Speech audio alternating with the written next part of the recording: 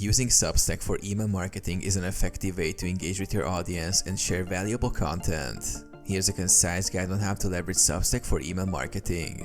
Create your account. Sign up for a free Substack account at substack.com. Fill in your profile details, including your name, bio, and profile picture. Set up your newsletter. Click on Create a Publication to start your newsletter. Choose whether it will be free, paid, or a combination of both. You can also customize the look and feel of your newsletter. Build your subscriber list. Promote your newsletter through your social media, your website, or word of mouth. You can also embed a subscription form on your site to capture email addresses.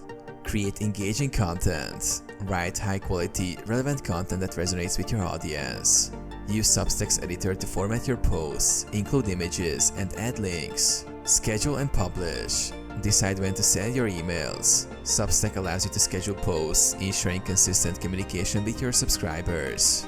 Engage with subscribers. Encourage feedback and interaction through comments. Respond to reader queries to foster a community.